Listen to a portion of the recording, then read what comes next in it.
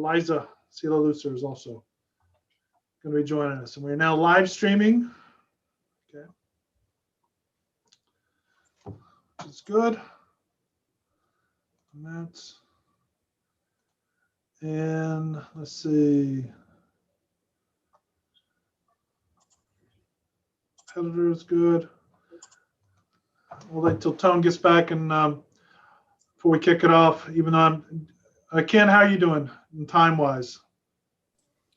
Yeah, I'm good. I think my next deal's at 3 or something, but yeah, no worries. Very good. My life is one perpetual Zoom meeting, it seems. I can only imagine. I can only imagine right there.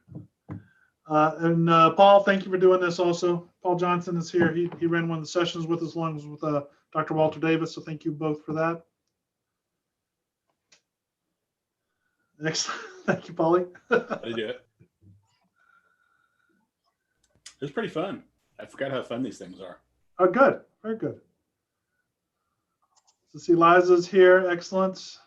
Thank you, Liza. Liza's our chairman of the board, CIE advisory board for this. Hello. And so YouTube is working. Has anybody checked YouTube? Is anybody from or on YouTube right now? Is it working? Mine says connecting. I'm on YouTube. Is your Zoom on? This is connecting. Here it is. Yeah, it is.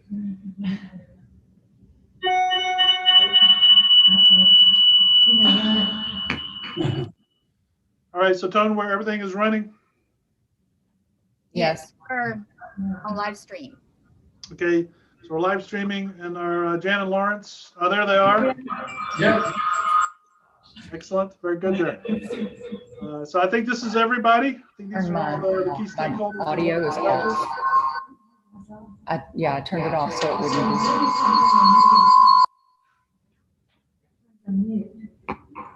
All right, so cool. All right, so we have a couple people. We have Liza and Jan and Lawrence in the boardroom here at the School of Business. So hopefully it'll all work out for us there. But thank you all for doing this, and welcome to the 17th Annual Gillespie Business Plan Competition Finals.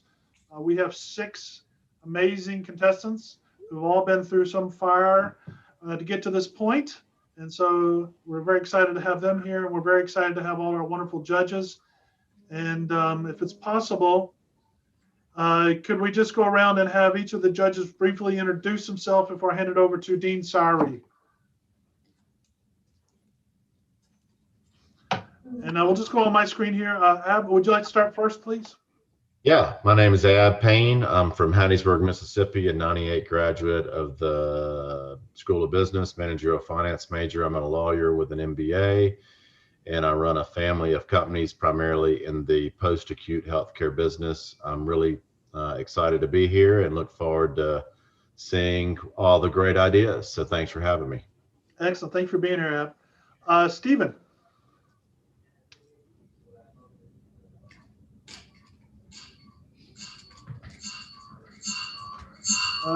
We may circle back to Stephen on that. William. Yeah, good afternoon. My name is William Yates. I'm the CEO of Yates Construction, and I'm in Biloxi, Mississippi. I look forward to it. And also a Distinguished Entrepreneur of the Year, Farrington Distinguished Entrepreneur of the Year there too. So welcome. Thank you, William. Stephen. Sorry about that, was on mute. Stephen good. Richards, graduated from Ole Miss in 2013, business management major. Here in Nashville, Tennessee, I started and founded Richards Bespoke, which is a custom clothing company. So happy to be here. Thank you, Stephen. And I'd especially say thank you, Stephen, because I think you had me in class, which tells you how old I'm getting here. But thank you very much for coming back on that. And yes. If you ever need some fine clothes, curated clothes, talk to Stephen. He has some really sharp clothes there. Thank you. Emmett. Yeah, Emmett Seables. I'm graduated in '96. Actually friends with William and Ab way back in the day. I am the president of Veristat, a remote patient monitoring company in Nashville. Very cool. And Emmett has also been said two incredibly successful exits and is also on our advisory board. So thank you, Emmett, for taking time to be here with Sure, us today. glad to be here. Thanks. Liza, please. Hello. The Farringtons and I are joining one another. If you can just mute your computer. So sorry. Okay. It's a little bit of a challenge being in the same room. I'm Liza Celo-Lucer. I'm the CEO of the Celo Agency. We're a global brand development and PR firm located in Jackson, have offices in Washington, D.C. Excellent. And also the chairman of our CAE advisory board too. And I will say this again, Liza, it's not a party until someone has a Zoom, folks. So I love it. So I empathize greatly with you there on everything. Jan and Lawrence, please, if you can.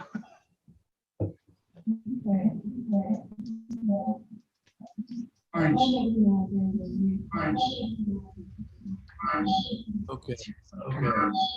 I'm out.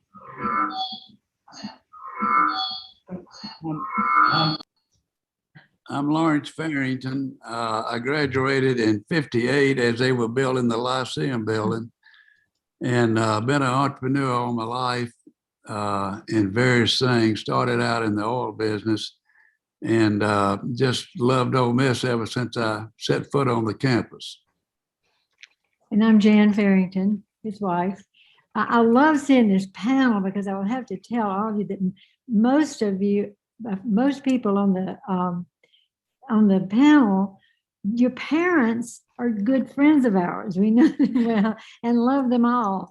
So I'm in many businesses and especially the hospital business, but Lawrence and I'm just kind of a tag along here in the business school because I actually got my degree in secondary education.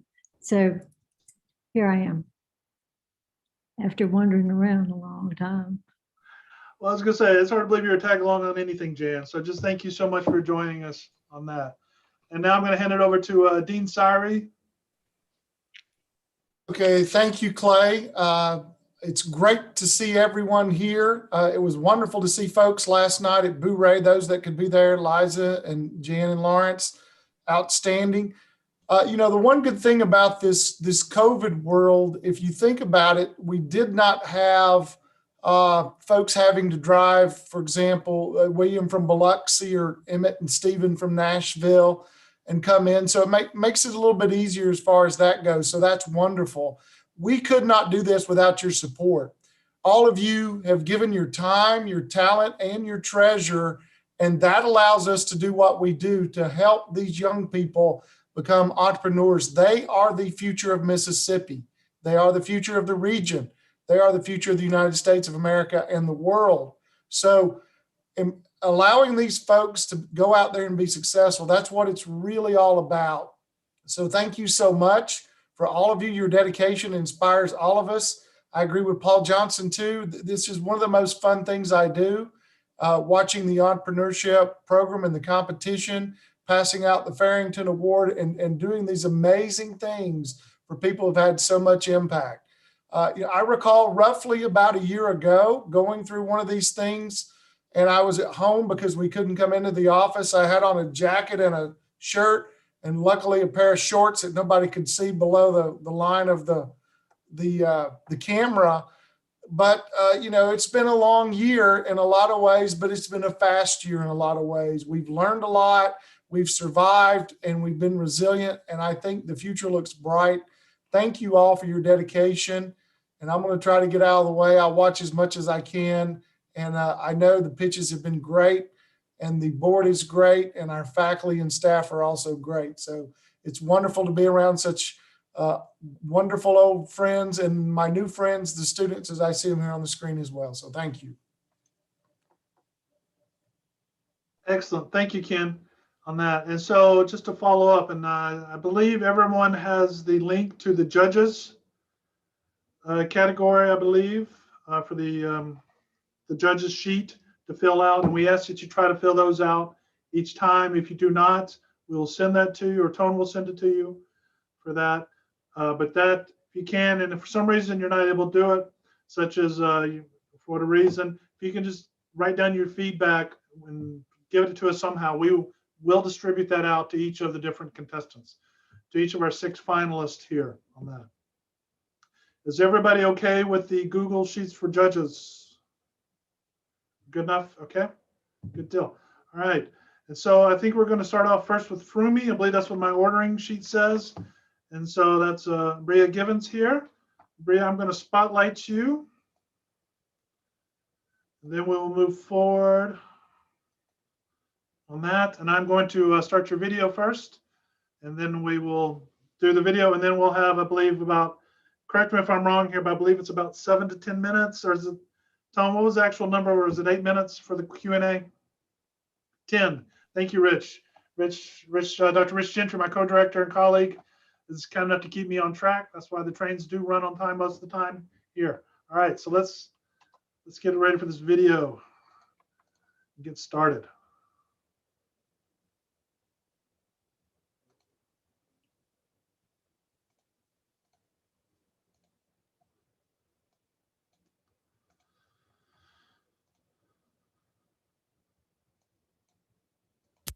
Hi everyone, my name is Bria Givens and I'm the founder and CEO of Frumi, a platform that provides roommate and housing solutions for students at their specific university, and the purpose of this presentation is to raise $15,000. So a little bit about me, I'm a current senior at Ole Miss and I'm expected to graduate in May with a degree in finance. My internship experience includes Amazon, Congress, and Westlake Securities, an investment bank where I worked on an M&A and capital raising project for private companies in the energy and tech sectors. I founded Frumi in 2020 and have since hired a UI/UX designer and full stack software development team. Some milestones reached so far include winning first place in the Mid-South Business Model competition last semester, where I was able to present my pivots and use the feedback from the judges to refine my business model further. I was also a part of the Venture Accelerator class here at Ole Miss this semester. Getting started, I wanted to highlight the validation of this platform by conducting various surveys and interviews with current college students, incoming students, parents of current students, and holding in-depth interviews with leasing managers of professionally managed student housing complexes in various SEC towns. For many, going off to college is the first time they are off on their own and faced with the challenge of finding living arrangements. When I first transferred to Ole Miss in 2019, I unsuccessfully tried to find a roommate to live off campus with and had to resort to random rooming. After dealing with a nightmare roommate situation, I could not believe there were not more resources to assist students with finding roommates and housing. The problem is that college students have trouble finding a compatible roommate to live on or off campus with, finding the best place to live off campus with all of their housing needs and within their budget, and finding a sublease or a sublet to take over their lease. On the other hand, landlords are losing revenue due to unfilled units. One of the landlords I talked to in Oxford reported 20 unfilled units for her complex, resulting in over $100,000 in annual lost revenue. And landlords have trouble marketing and communicating current signing deals and price drops with students and parents. The solution is a dual mobile and web application that both students and parents can use to find roommates, housing, and housing services for their specific university. Students create an account with their university email address where they can then utilize the student-exclusive roommate search to find a compatible roommate to live on or off campus with. All users can explore off-campus housing options and view complex information such as pricing, signing deals, and floor plans. Users can use the map feature to see how far each complex is from campus, and they can also book a tour at complexes as well as directly contact the landlord if they have any questions. Additionally, students can post a room or sublease they need filled. And finally, users can view housing services available in their college town, such as moving, cleaning, and storage, making it a one-stop shop for all college housing needs. I'm currently scheduled to receive my final UI screens and prototype from my designer on April 22nd, which will then be sent to my software development team, where development and beta testing will take place over the summer, putting me on schedule for an October launch at the University of Mississippi. The unique value proposition is that both students and parents can use this platform.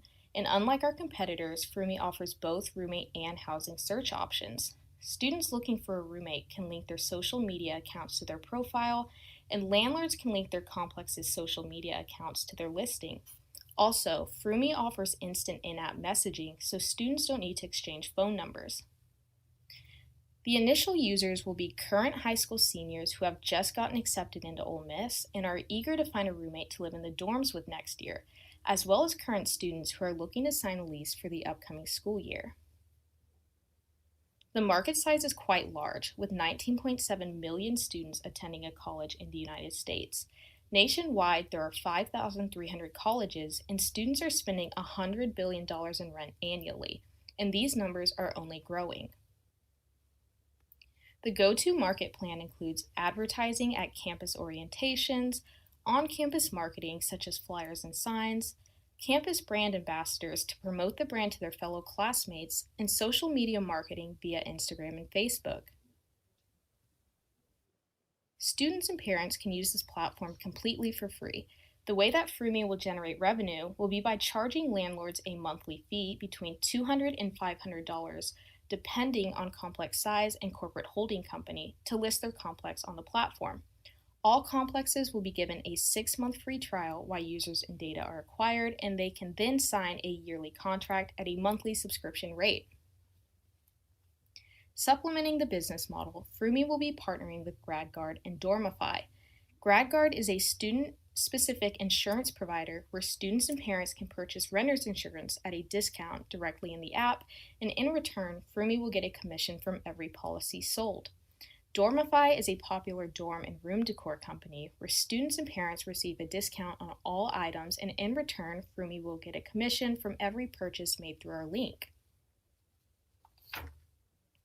Listed here are the financial projections that were modeled taking into account university geographic location, 6-month free trials, and real estate trends. My goal is to have Frumi available at all SCC schools by year 3 before expanding nationwide. Unlike our competitors, Apartments.com, Forstay, RoomSync, and RoomSurf, Frumi offers housing, roommate, and services search options, and students do not need to have a room already to find a roommate. Many landlords I spoke to expressed to me that they felt Apartments.com is outdated and does not reach their target market. The unfair advantage is that I'm a student building this for students. After talking to my fellow classmates, I found these housing problems to be a common pain point, and I have personally dealt with them, so I know the solutions they require. And finally, Frumi is trademarked with the United States Patent and Trademark Office, filed with the state of Mississippi as an LLC, and I hold an NDA and final work product contract with Cloud 10 Labs. Overall, the college housing experience can be overwhelming, and Frumi is bridging the gap between students and landlords, making both of their lives just a little bit easier. I want Frumi to be available at every college campus nationwide, starting at the University of Mississippi. I hope you enjoyed this presentation, and thank you for watching.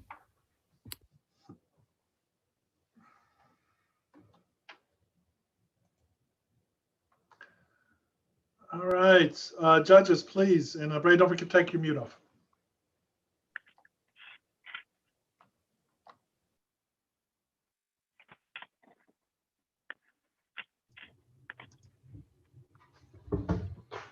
You talked about your one of your target markets being incoming freshmen. This could be my own. Are incoming freshmen, so college, high school seniors, assigned an email from the university and that's how they match, or is that a barrier you'd have to overcome? How does that work? So I had a meeting with Ole Miss Housing back in January, and I asked them this question. So as soon as they are accepted, they are given a EDU email address, so it wouldn't be a barrier. Okay. Do you talk about the target market, which is obviously very large? Is there any data out there that shows the people that are dissatisfied with their paired roommate that they don't get to choose without your service? So I don't have exact numbers on that, but studies have shown that I've researched that if they have roommate problems, it leads to lower grades and higher dropout levels. Thank you.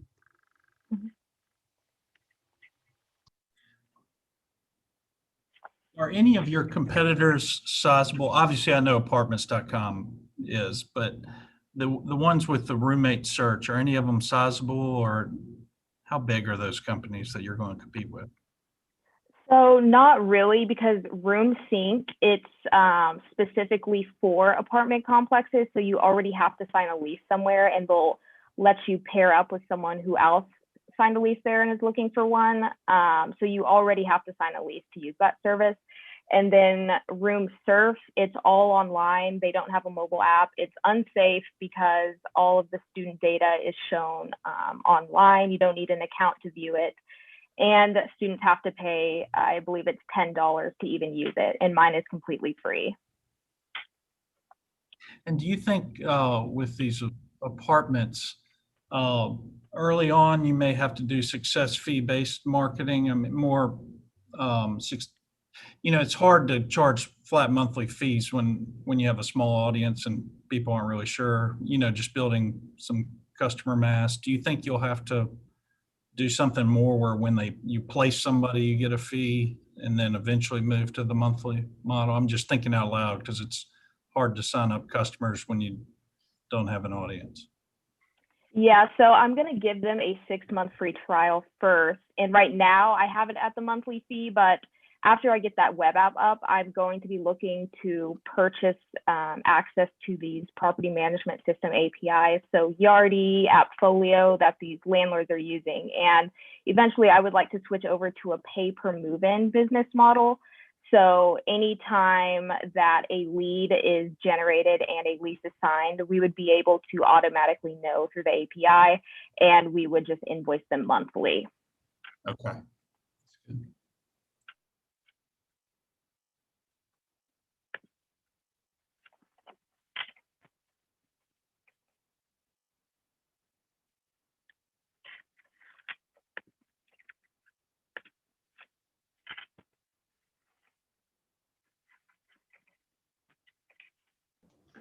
Other questions from the judges? Any other questions? Dare we ask Liza and Jan and Lawrence if they want to try their mics again?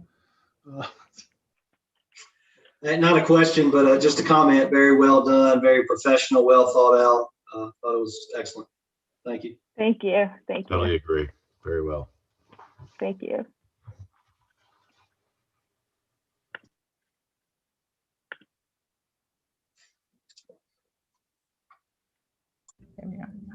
There we are.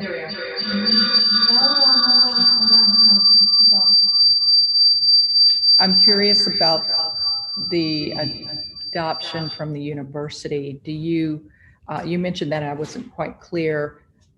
Do you have to be approved by the university to do that for university students? It seems as if you could just be completely independent of any university, and it's between the student and the apartment or the landlord.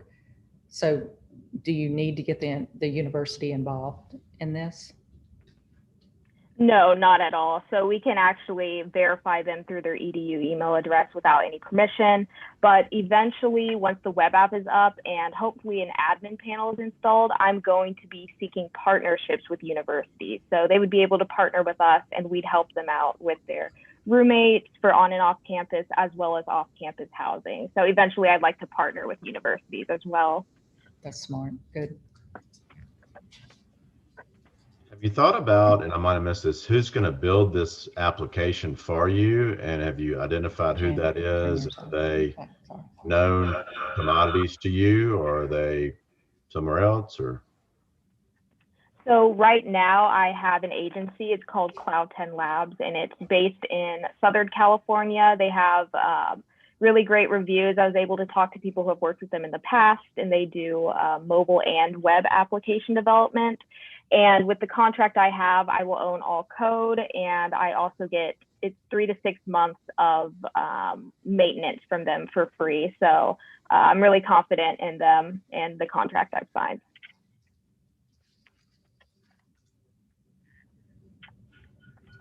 thank you. Thank you.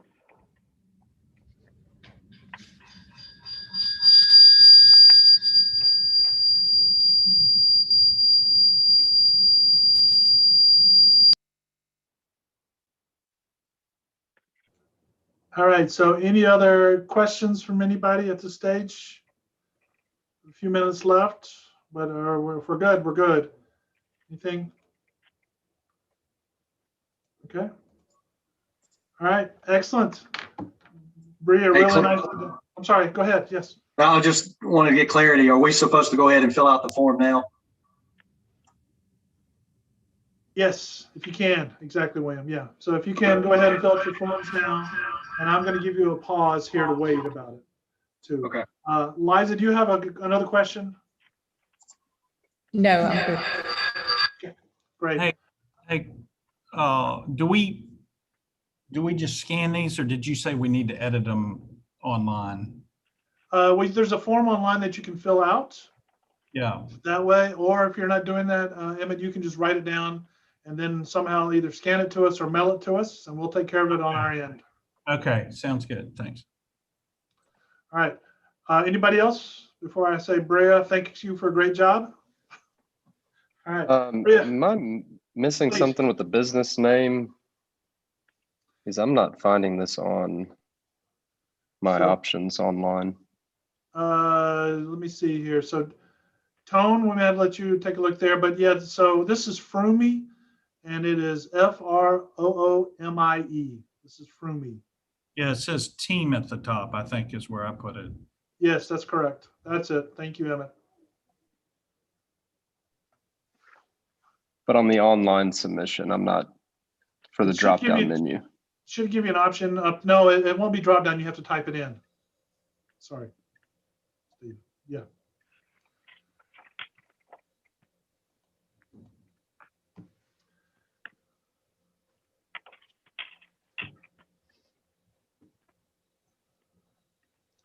So did that, okay, so Bria, one more time. Thank you very much. Good job, Bria. Thank you. Thank you all. Just on housekeeping on that, I'm having the same issue. Like if you want us to submit it online, you can't type in the team, the business name. It's really a drop down menu, and I don't see Froomy there. I don't mind filling it out manually and sending it in. I just Yeah, that's a good question. I think Dr. Gentry is in charge of Google Forms extraordinaire. He's probably taking a look right now as we speak on that. We'll just do a quick pause. Hang on, I'm walking to the conference room. That'll have to be a Tone thing. Tone is doing it right now, and then we'll go from there. So, but we'll pause right now until we get this taken care of on that.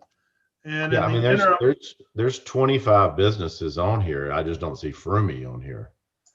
Yeah, so Froomy was actually, they won the business model competition earlier back in spring, in the fall. And so they had they got a bye to the finals. Gotcha. So that's probably why they didn't get plugged in for some reason. Okay, yeah. But number 2, by the way, is going to be, go ahead and get Jordan Whiten. Jordan, get ready here. And so we'll take you up next. You're up number 2 in slot.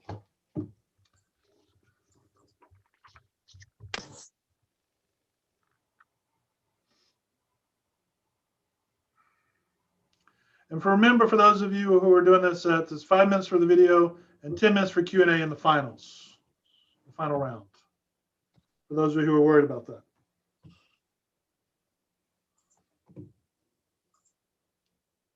Okay.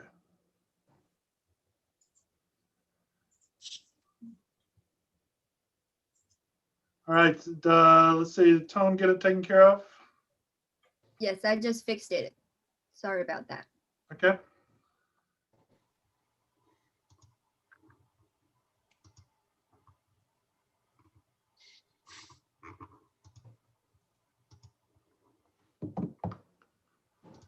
All right, judges, are for those who are able to type it in, are we good now? We're good. It shows up. Thank you.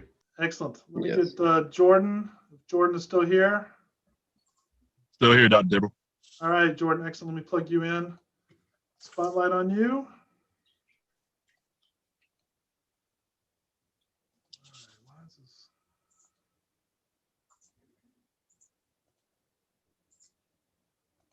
All right, excellent, Jordan. We're going to play your video now. Perfect.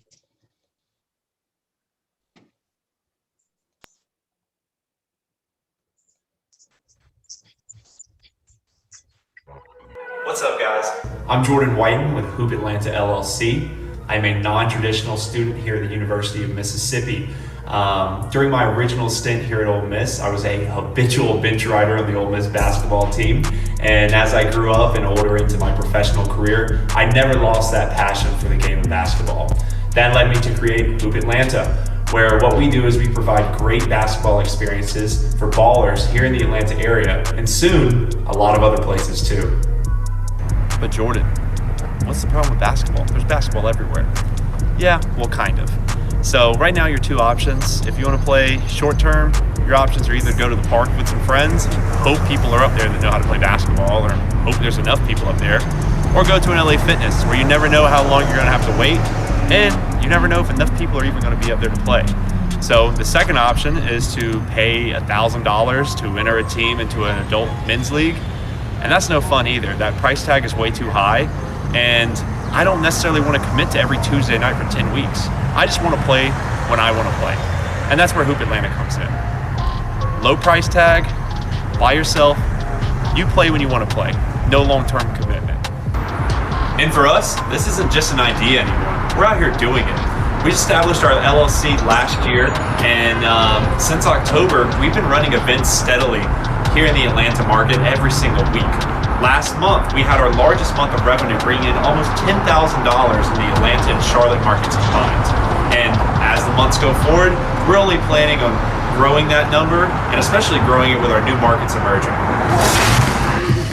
So next, how do we even host these events? So first, what I did last year, I went and bought a set of jerseys. From there, I started reaching out to gyms here in the Atlanta area saying, hey, let me rent your space, here's my idea. And my idea, we want to host organized pickup events. So that includes refs, jerseys, stats, music, the whole thing, a real basketball game-like experience for anybody that wants to participate. From there, we got a gym in Lawrenceville, Georgia called Dash Performance to bite on. And from there, we started hosting events. The way I advertised these events was first through my close personal friends in the basketball community, and then through Instagram as we had the opportunity to build up content to go out and market to these folks. Here in the city of Atlanta over the past couple of months, the brand has grown exponentially. Instagram, we're up to almost 3,000 followers. We're selling out about 4 sessions a week here in Atlanta and 3 sessions a week in the Charlotte market. And here over the next month, we're looking to be able to sell out 5 to 6 sessions a week just here in the Atlanta market. We out here, we just got done at the Hoop Atlanta session up here in Gainesville. My guy. What's going on? What's going on? Hoop Atlanta, y'all see it on the jersey. Best runs ever in Atlanta. So the next question might be, how are we going to make money from this? So what we've done is we've set up www.hoopatlanta.com on Shopify's network. From there, we've set up all of our events and our location and time and put it on there for signups. All it costs to sign up for one of our sessions is $20. $20 to have one of the best basketball experiences here in the Atlanta market. And a lot of people have flocked to it. We sell out all of our events. And what Shopify does, it gives us a full roster of the 15 people that signed up so that when we get to the event, we know exactly who's going to be there and we're ready to go.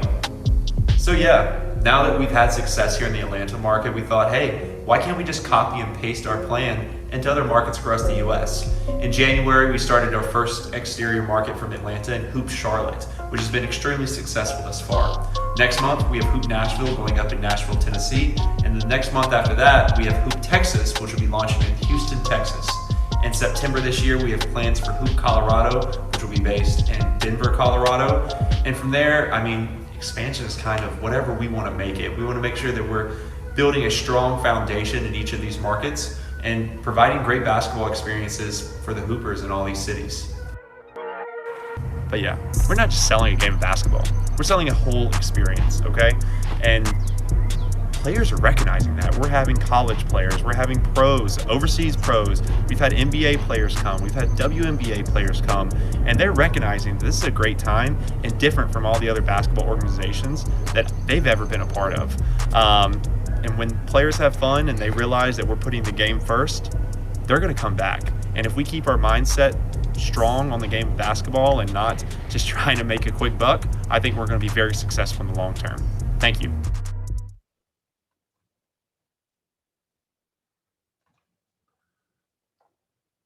All right, excellent.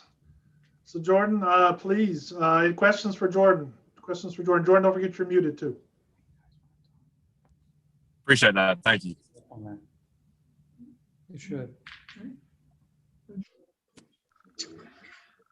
So is the revenue stream coming entirely from the participation fee, or are there other sources? Correct. The revenue stream is coming entirely from the participation fee. Right now, obviously down the line, I would love to look at sponsorships and things like that. But right now, the revenue is all coming from $20 per person, and making sure that we're hosting enough events for them to sign up for. So in your $10,000 revenue month, you had 500 participants over the course of those 4 weeks? Yes, sir. Okay. Yes, sir. So I counted it out. It comes out to about 34 events. So yeah, no, it was a good month of March for sure. Were any of those repeat customers? Yes, I will say the majority of those will be repeat customers. And do you pay the refs that come to and all the people associated with the legitimate game? And then I heard you mention a session. Is a session, you said 15 people. So is that 5-on-5 with some people on the bench, or? Yes. Yeah. So the way we host our events, it's 15 players per session. Actually, I'll answer the first question about the referee fee. Our rate is $25 per hour for the ref. So we go out. I have a relationship with Shalik Brown, who is a head of a ref association here in Atlanta and actually Charlotte as well. So it works out great. We give him the schedule for the month. He goes and lines up the refs, and we just pay him, and he pays the referees for us. As for the events, it's 15 people maximum per event. We create 3 teams. So we first 10 people to show up, I divide the teams, try to make it even as possible. They play against each other, and the next 5 to show up, they're the third team. We play 2s and 3s to 11 every game. So the games go extremely quick. I'd say about 4 to 6 minutes for every single game.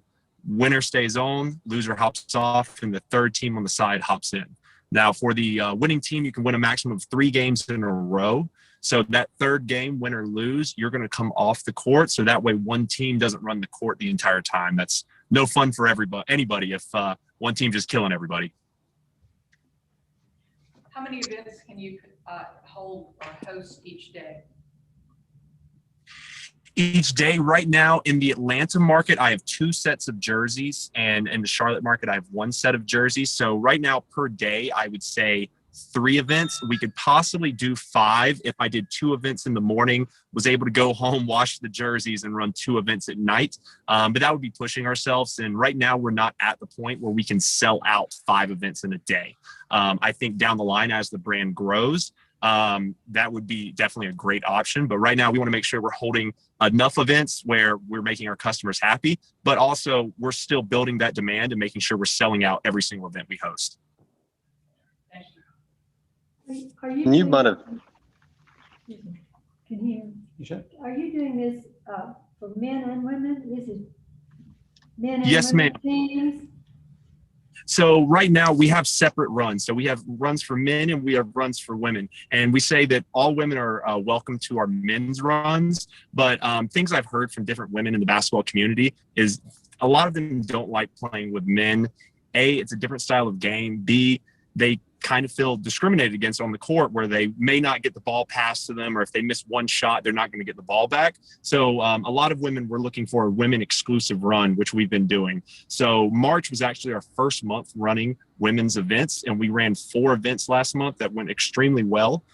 We had our first one in April last Monday, and then we have actually our next women's event this upcoming Tuesday. So is the value proposition to the customer more of just an organization of a game, and it sort of feels official, and it's kind of all planned out and they have a venue for it? Or is it the social nature in between games and the music and kind of just the social component of it?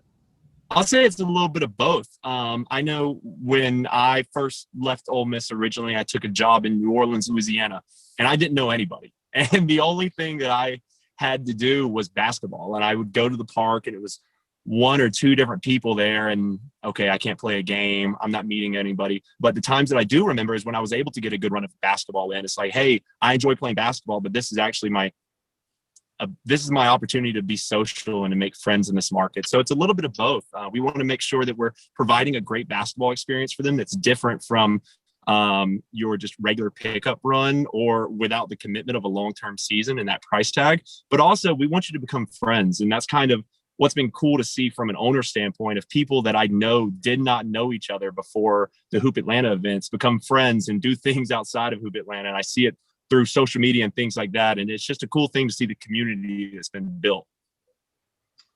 Hey, one last question. I'm sorry. One last question for me. Just the $20 a person, is that covering all your costs?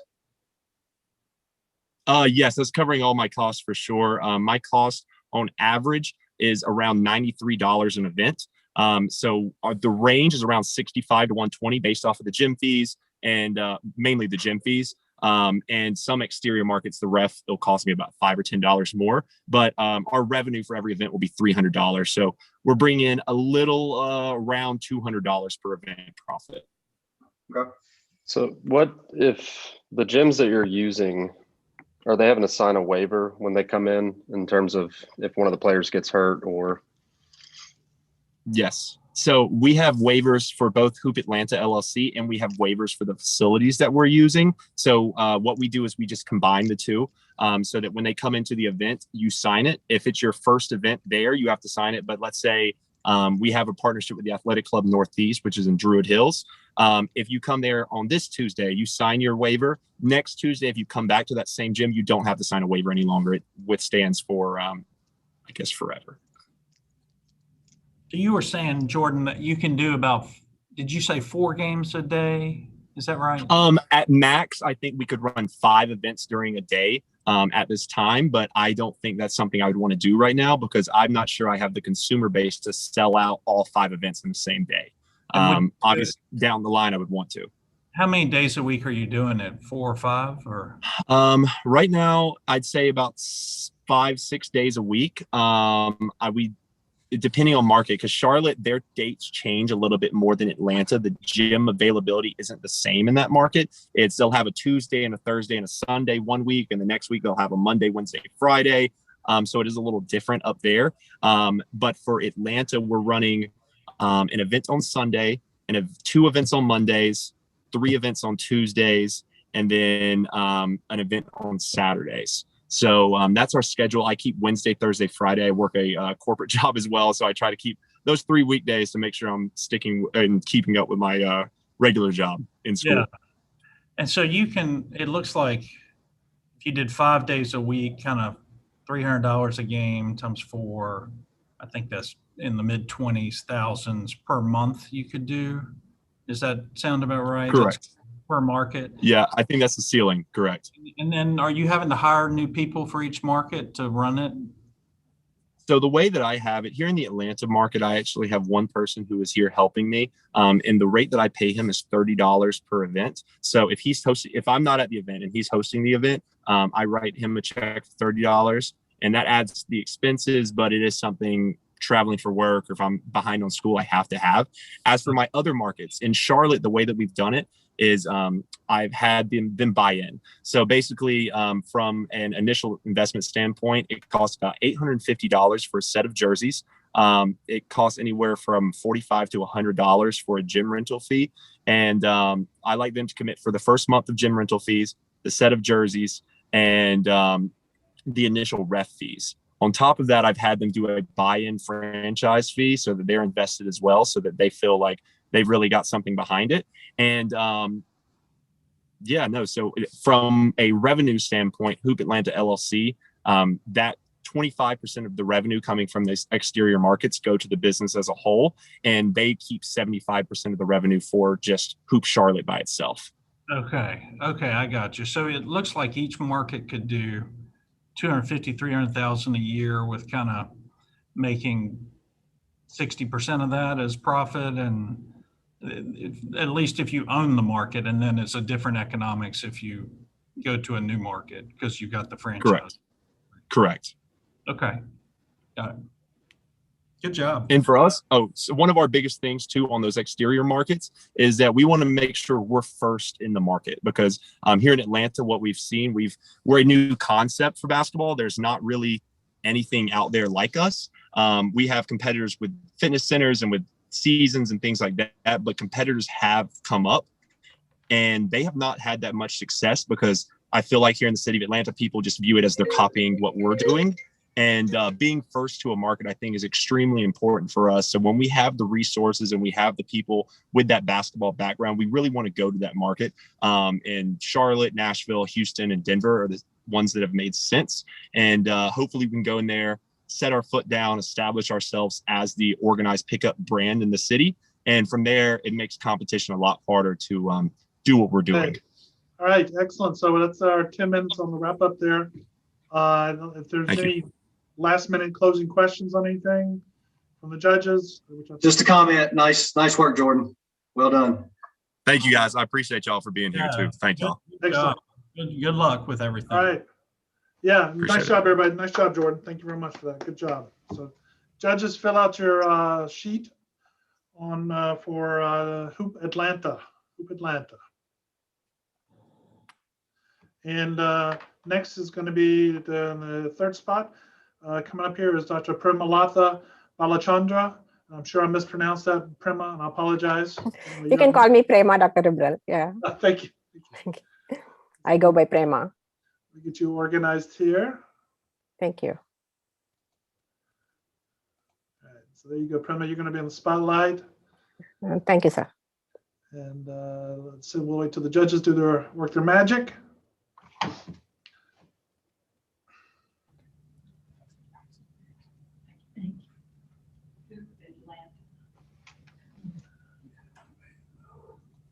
All right, judges, how are we doing? Are we good? Steve and Ab, everything good this time? Okay, very cool. All right, so we'll go ahead and get started on the video presentation here by Prema.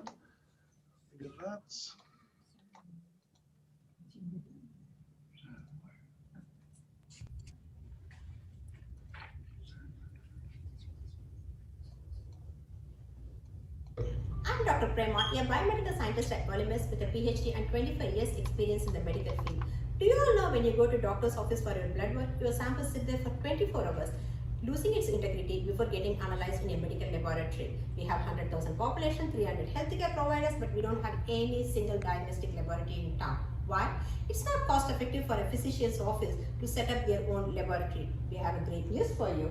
We are establishing Chemochem clinical laboratories committed to provide rapid, reliable diagnostic service for our community. We expect about 40 to 50% of our customers would use our lab because it's conveniently located between Oxford and Batesville, and also we will provide results in hours rather than in days. And also it will be beneficial for the insurance companies as well as underinsured customers. I will take care of the scientific part, while my husband with the MBA as well as 2 years experience in the hospital setting would take care of the administration. Thank you. Thank you for watching my pitch. During 25 years of my biomedical experience, I served as a PA in several IRB protocols. I have a good number of publications and patents. I stay active in the community and also serve in the several boards and committees. For this venture, I'm partnering with my husband, who has 30 plus years experience in business and also 2 years experience in the hospital. That is where actually this idea came from. He had an opportunity to talk with several physicians and understood the need for a standalone laboratory in Oxford. Lab testing is essential to diagnose for any disease. Since we don't have any labs here, we send samples to Memphis laboratories, and it takes about anywhere from 24 to 48 hours to get the lab reports. During this time of improper storage and transportation, we lose sample integrity, which leading to inaccurate diagnosis, and also lengthy turnaround time resulting in delay in the treatment. This critical problem will be solved by HCCL.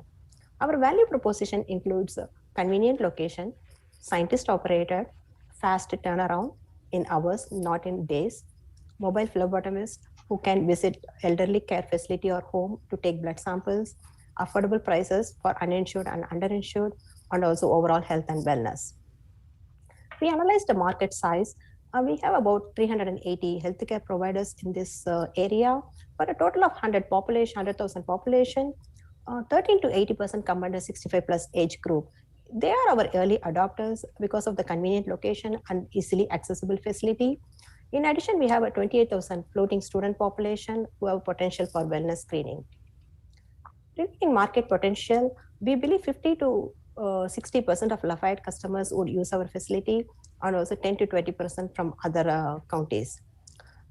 We also did research on a number of tests used by this population. 50% use at least one test every quarter, and 30% uses 2 plus more tests for every quarter. We have so much huge potential. Regarding profit potential, I took the example of CMP. Our pricing would be 35, the cost would be 25, and from this single test, this is after all the net cost of labor and overhead costs, the net profit would be $10. If SCCL could get minimum of 50 tests per day for this $10 profit, 6 days per week, we could earn 13,000 net income per month after all the costs and expenses. So we have good profit potential on this business model. Our services include physician-referred testing, routine lab work, employee drug screening, wellness panels, and also we have some unique features. Without doctor referrals, the customers can order through our website or the mobile app. And also when visa can be tracked through real-time tracker, why not their results? We also accept all insurance plans, and sliding fee discounts would be available too. Here is the table showing our pricing in a comparison with our competitors. I put some list a few tests. This is not a complete list. We'll have a big menu, of course. And this is our cost, and the net profit ranges from anywhere from $10 to $25. Regarding market strategy, we will visit the private clinics, develop personal relationship with the physicians, and also we'll take their help for the word of mouth referrals. We use viral social media, advertise in the local newspapers, and also advertise in the Chamber of Commerce. We'll host some open house events with some free basic testing, and also offer some discounts as well. We identified LabCorp and Quest as our biggest competitors. Among these, Quest focus more on hospitals, so our main competitor would be LabCorp. But our unfair advantage is a convenient location and mobile phlebotomist. In addition, we have a fast turnaround and low cost, and accurate results are guaranteed because of our sample integrity. Regarding implementation plan, I worked with a transactional law clinic for the organizational structure, OTC, taking OTC help for logos and trademarks, SBTC for market research. I'm also taking this 5-week fast-paced course in May for biomedical entrepreneurs, working with MSTH and CLIA for the certification and licensing, and our son is working on the website development. For cost structure, we evaluated a one-time startup cost of about $140,000 and first-year expenses $93,000. We are planning to use personal savings, bank loans, and some angel investor funds. This is a breakdown of percentage-wise cost structure. We can see like equipment and the personal cost takes a major share. This is a 3-year financial forecast. Obviously, like a first year would be negative, but the net income would pick up in the year 2, and we can see exponential growth in the sales and gross profit. This is our revenue stream. Our major share would come from the healthcare provider referrals, but we do have revenue coming from the other testing. In summary, SCCL help our community with their diagnostic needs, and we ensure accuracy at an affordable cost. We also identified different customer segments problems, and we are offering a solution for each customer segments. And this is a snapshot of our business model canvas. I talked about many of this in my previous slides. Thank you. All right. Okay, so we ran a little bit long there on the video, so we're going to go for 9 minutes on the Q&A side here. So with that said, judges, please. It was, I may have missed this, but I didn't see any new technology. Is all this, does the business plan anticipate existing technology being used for the testing? Yes, existing technology, but we don't have the value proposition is we don't have any standalone laboratory in town in Oxford. The Oxford physicians send the samples to Memphis. So that's our value proposition. and 65 plus age group can visit the laboratory and they make their own testing. So they don't have to travel for the. Okay, so you're closer, but you're using the same technology as they use in Memphis, let's say. But how do you get the price advantage? So it looked like you're competing on price as well. Where does that come from? Because since they are monopoly, like they hike up their pricing and they keep the pricing for different. I looked into their LabCorp website as well as I did some market research. For every location, they have a different pricing. Like they don't keep the same pricing. So since we don't have any laboratories for our customers here, they have like a huge pricing market. So and we have some quotes got from Randox and some other companies like Beckman Coulter. The kit pricing from that, like I evaluated this cost, so we can do like a more less cost than what they are charging. So as I'm sure you're aware, there's been an example or two in the news about new testing technologies not working out, and people being fooled about how, say, blood tests were going to work. Do you see that as a kind of a reputational risk or a hurdle? No, I see that as an advantage, because like the sample integrity is the critical part of any lab testing to get accurate results. So here, that's where our value proposition, when you have like 24 hours sample transportation and storage, they lose the integrity. Obviously, you will see the error in the results. So that's our biggest value proposition.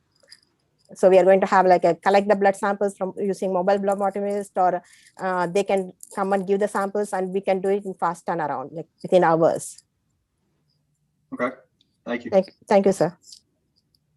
Have you looked into whether you need to be licensed or accredited to get kind of in network for insurance providers? And is that easy to do? Yes, CLIA, I'm talking with Nancy. She is in MSDH in Jackson, Mississippi. There are like a different available, like a initial one is a CLIA waived. There are several bunch of tests available, even the liver function test. So many tests are available as a CLIA waived testing. That will be like our minimum viable service MVS model. In next 3 months, we are going to launch with the CLIA waived test and then expand depending on the need, and then with the physicians, then we are going to expand with other, they call it as like a more complex testing. You talked about a mobile phlebotomist. Is that what percentage of your business would the mobile phlebotomist do? And have you thought about what their fully loaded kind of cost to visit someone in the home would be? Or maybe 10%, I would say, because like our main revenue source would be from the physician referrals, as well as the wellness screening, or they can come to our lab and do the testing. But mobile like is more for the LTE facilities or hospice or our like the elderly care. So maybe like 5 to 10%. Okay. I may have missed this, but sorry about that. Thank you. Yes, ma'am. Scaling and additional markets growth. Did you talk about that? Yes, we are like initially we are planning to start with Oxford, but our goal is to move to the focus on the other little towns, small towns. So right now with Oxford, this location, we are planning to focus on the Panola County, Pontotoc, New Albany, like a nearby counties, and then expand to the other small towns. That's our next 5-year goal.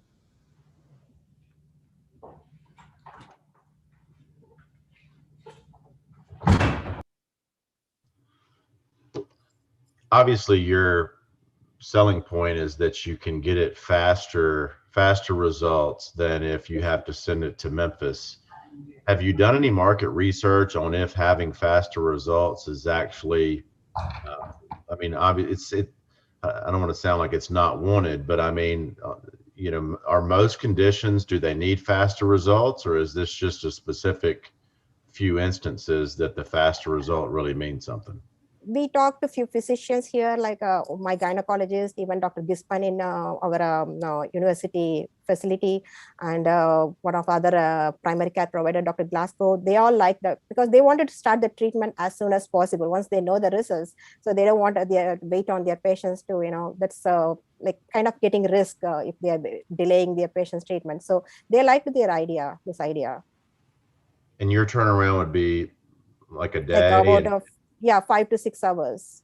Okay, and LabCorp is like 2 days probably? 2 days, 2 days probably.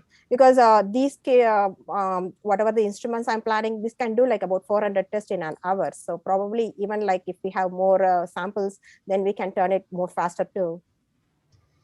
And have you found a source for the instrument or the equipment that you would need to run the test?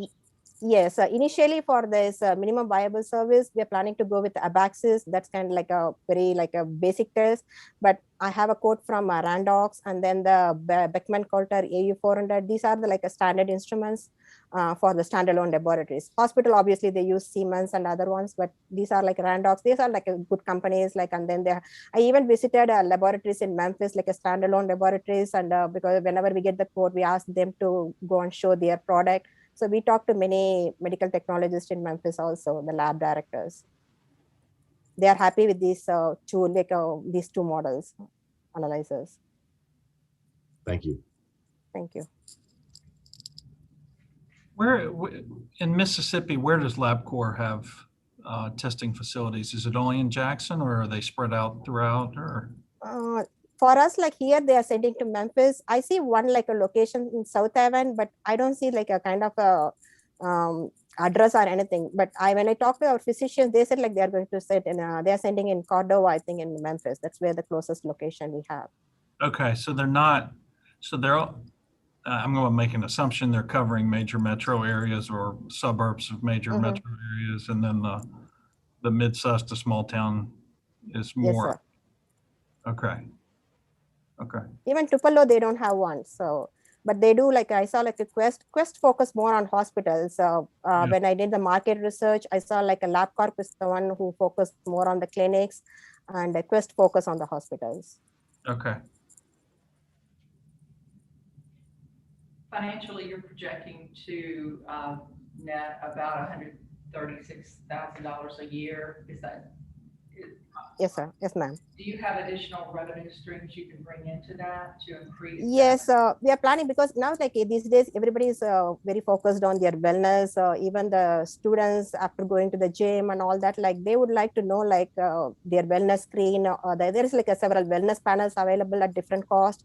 So that a comprehensive metabolic panel and few other tests liver function test and all that. So these are our additional review streams. They don't have to go to the doctors. They can just come in, walk in, and then get their periodically do the testing. Okay.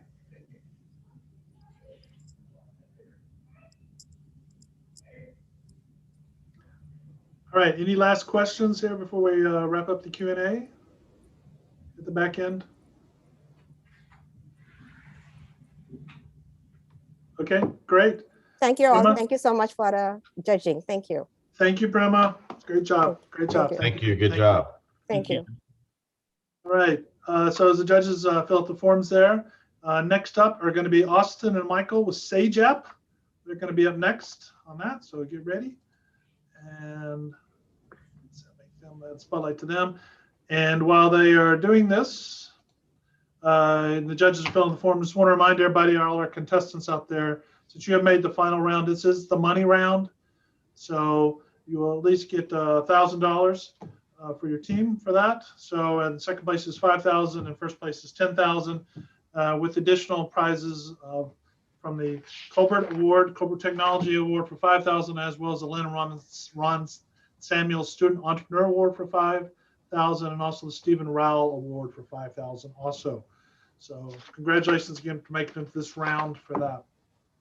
And for whatever reason, for my judges, we need to take a break or something. This is kind of our midway point. We can also do it later if needed on that. Looks like a lot of people like the fortitude. They're ready to charge ahead here. So how are we doing on terms of the actual filling out the forms. Are we good? Are we ready to go to the next round? All good. Good. Excellent. All right. Well, also, Michael, let me play the video for you.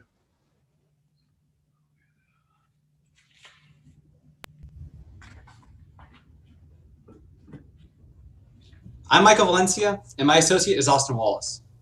Through 3 years of computational chemistry research as chemistry majors, we've acquired the skills necessary to develop this app efficiently and independently. We were inspired by my time tutoring and Austin's teaching as a recitation leader for organic chemistry.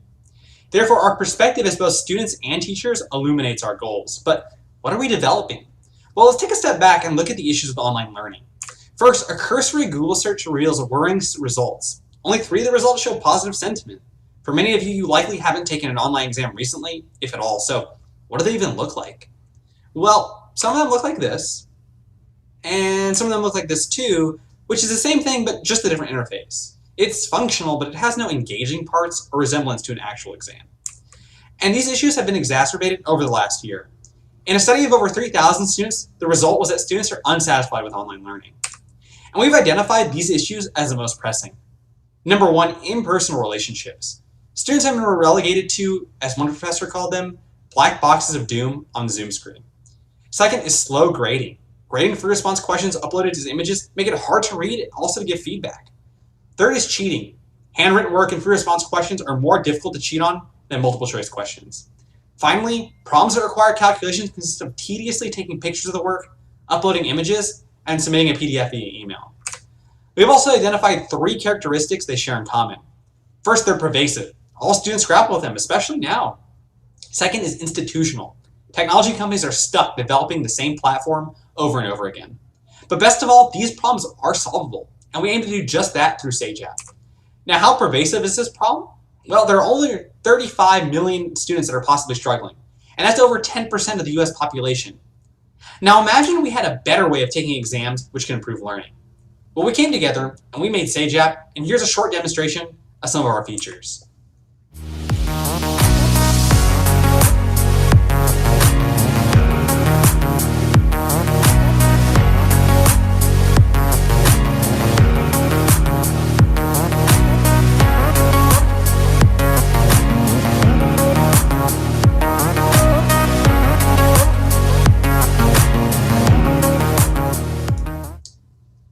Now, how does this product work and how would students use this? Well, on exam day, students bring their own technology or be given technology by instructors. Next, they take the exam securely. Afterwards, instructors grade and view the test remotely without the hassle of managing all the papers. Now, Sage App benefits both students and instructors. Students benefit by familiarity, through saving time, and by taking examinations made for the 21st century. Instructors benefit by efficient student-centered grading, no waste, and a secure platform from which to take their exams. Now, the benefits are clear, but we need to connect with users. And we've outlined a 3-phase plan for the near future. The first is connect and develop in the summer. This phase will consist of distribution through the Apple App Store and the Google Play Store. Then by connecting with 2 interested instructors at the university. One professor has already committed to using our application in the fall. In the fall, we'll deploy and adapt by opening our beta to volunteers, through close contact with the classes Ole Miss, and by marketing events in person and on social media. Finally, we will expand and diversify as we solidify our position at Ole Miss through departmental adoption, which will allow us to expand to other schools, and then through attending teaching conferences. Now, in terms of business, our costs are low and our scaling is excellent. Our main source of income is a subscription-based model at $20 a semester, which is half of Top Hat's $40 a semester. Now, our expenses consist of technology infrastructure, our database, storage, and server hosting. And yearly, this costs approximately $2,000. And we also approximate the cost of tech support as about $500 a month for the first year. But fortunately, Sage App can equally apply to in-person and online learning. Importantly, our break-even point for 1,000 courses just for the fixed cost, which is likely all the classes at Ole Miss, is only 54 subscriptions, and we estimate our total yearly cost for the first year to be $20,000. Now, for our customers, the root of the tree is the instructors. One instructor in a class of 30 is worth about $2,000, and our costs are only 7 pennies. Anyone can do that math. Now, our competitors Top Hat and Cengage focus mostly on the simple multiple choice and fill-in-the-blank questions. Boring. Canvas and Blackboard were developed for administrative tasks with simple test questions that do not test a student's knowledge or give partial credit opportunities. Sage App is currently the only application that we know of that has handwritten support for questions. To protect our IP, we have currently registered the domain Sage App, where we host our website, and beta form right now with a video of our features. In conclusion, online exams suck. We alleviate this with our handwriting-focused features that can be used online or in person to improve learning. Through subscription and connecting with instructors, we will demonstrate the superiority of Sage App and generate revenue. Most importantly, we are two committed individuals more than capable of handling this project. Thank you so much for your time.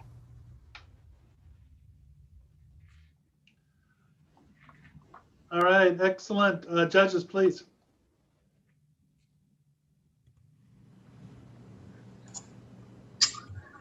Can you clarify where your sales channels are and who they are? Who are you exactly trying to sell to? The professor, the university, the student? Yeah, absolutely. So we found that those channels aren't mutually exclusive. Mostly we're going to be targeting instructors to make that lower level change while we're getting off the ground. We've already gotten one instructor of over 100 students to commit for the fall.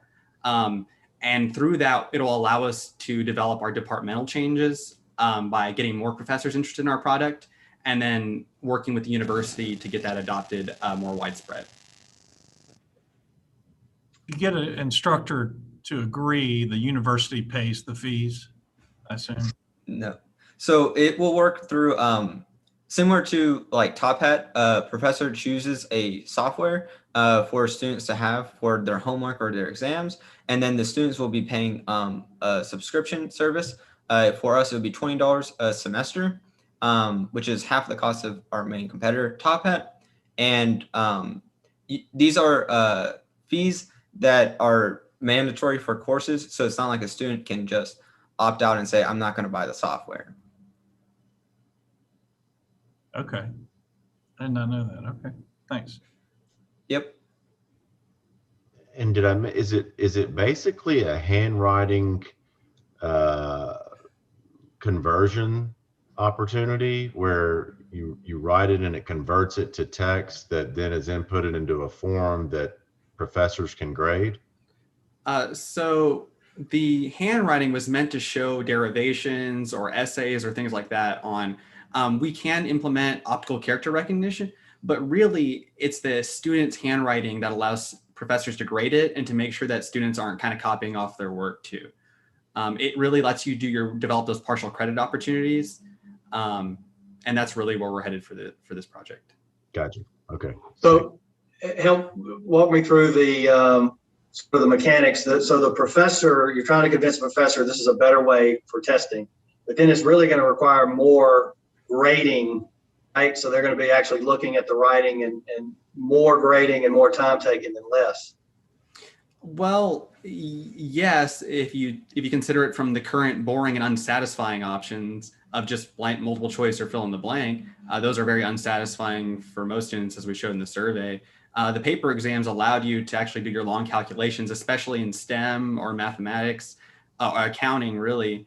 It allows you to actually have a fully fleshed out test rather than taking a spelling test. But we also are going to support simple multiple choice questions, fill in the blank, all the ones that you would see in a standardized online format now, which will have automatic grading for those test questions. And that's currently implemented. Right, but you see that sort of the challenge is going to the professor and getting them to use a platform that could take them more time to grade. So you have to kind of show them the long game of how that's a better teaching scenario situation, right? So not exactly. As an organic recitation leader this year during COVID, we've had to have students take quizzes and take pictures of their handwritten work, because organic chemistry, you need to have student structures. There's no way around that. So they take pictures, they'll send it and upload it to like Google Drive, and then the recitation leaders, like myself, will have to go through each of the drives individually and write down responses and tell them and explain why they did something incorrectly or what the correct answer was supposed to be. This is very time consuming. For me, the grade for 150 students, it takes well over 3 hours for a simple 5-minute or less quiz, one structure. So this will put together all of the student answers in a convenient location for a professor to grade through this much faster during the course of this year. So for those questions that can't be asked by multiple choice, this is a more efficient, better way to. Our main selling point is unparalleled interactivity, because you say, well, they could just take paper exam, but we can put things like 3D models, interactive charts, a Mathematica interpreter in this program, and that allows you to take exams that really test your knowledge and show you interesting things that you wouldn't otherwise be able to get on a normal paper exam or on these competitors' platforms. And how sorry.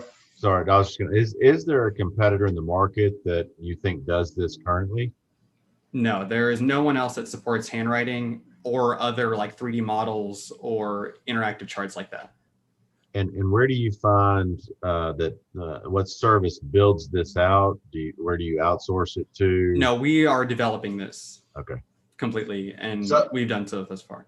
That's my question: is how heavy of a lift is this technology support to facilitate this? What do you mean by that? Could you elaborate on Like that? how difficult is this going to be to stand up and then continue to maintain and support from a technological standpoint? So we focused on using scalable and rock solid foundations. We're using Golang for the back end, we're using React for the front end, and MongoDB for the database. That's not important which ones they are, but we're really focusing on scalable and rock solid foundations. So in the future, we don't see an issue with scaling it out once we get all the features we want to implement it. And to date, we have developed a good bit of the application. So you can make courses, you can have students take the exams, teachers make the exams, students take them, and then we have the full grading feedback for the teacher and student viewing the exams. So what we are going forward with our development is implementing more of the models and the plotting. And we talk about personalized feedback is where the instructor can write over the student's work to really demonstrate what they're doing wrong and to make sure that they can apply it better later. Because right now, the only way to do that would be a paper exam. But doing it this way allows you to have all those bonus features of technology, but retaining all the benefits of the paper exam. And do you, obviously Blackballed, you've got some big competitors. I'm pretty familiar with Blackballed, not all of these new ones, but you know, how, it sounds like it's something they could implement pretty quickly, or do you think they would copy you very rapidly, or what do you think is, I guess William kind of asked how technologically challenging it is, but how do you avoid them just copying and making it just a feature, not a full product?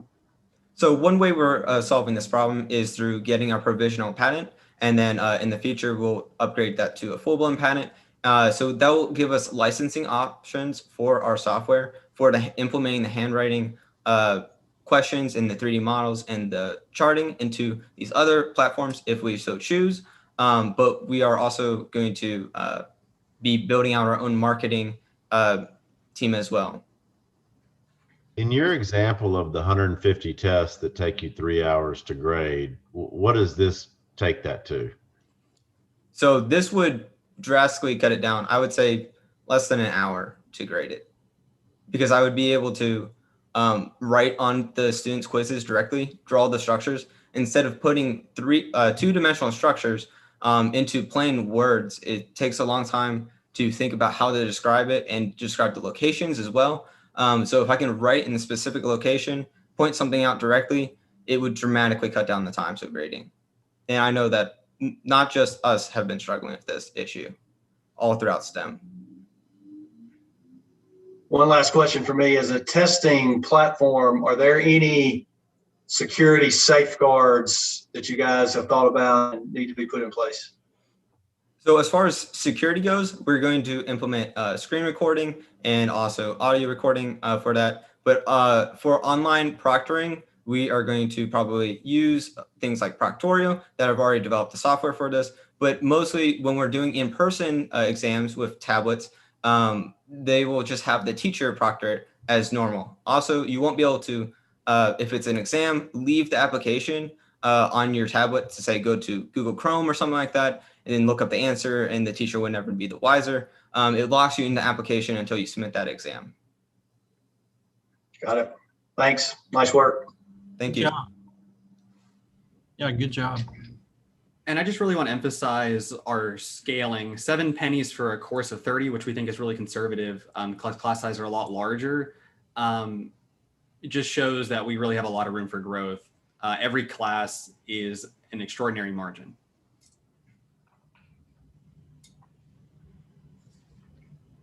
Good job on a complicated subject. Thank you.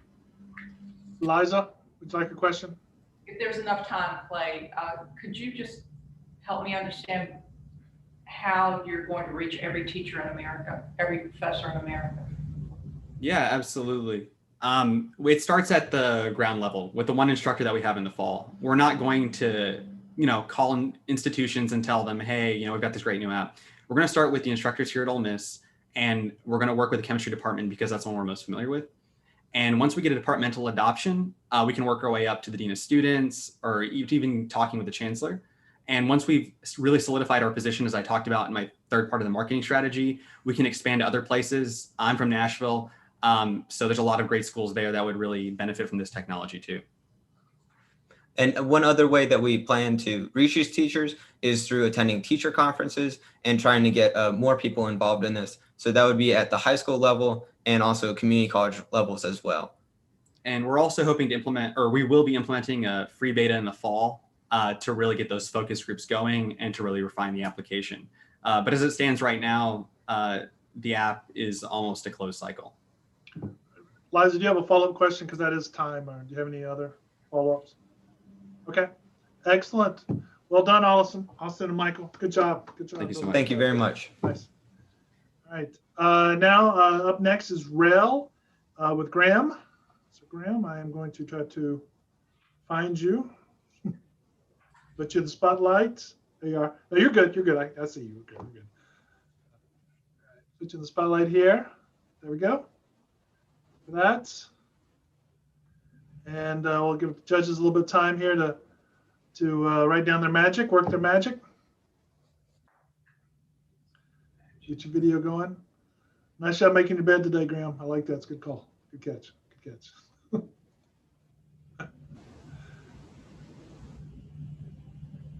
All right.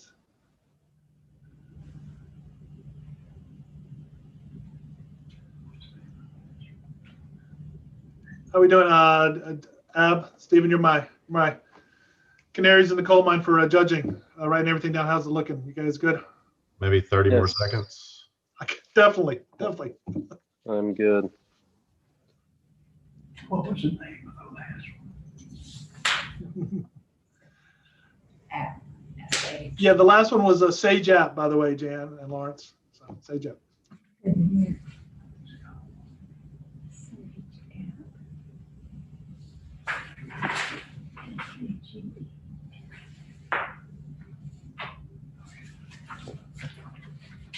All right, I think that's everybody on that.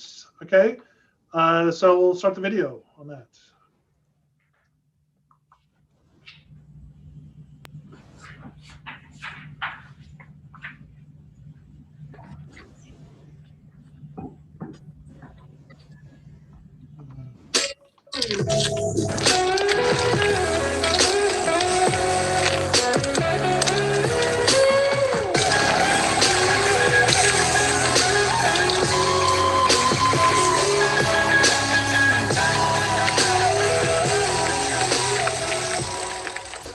Wow, I just got done riding one of my favorite trails at Oak Mountain. I've been riding out here for over 5 years, and I give guided tours on the weekends to make a little extra money. Anyone can find me using the app Rail. It's this revolutionary new app that lets users find local guides and local instructors to take them out on an awesome guided adventure. And it's not just for mountain bikers either. Anybody can find a local trail guide for any type of outdoor activity. So check out Rail, your one-stop shop for your outdoor adventure.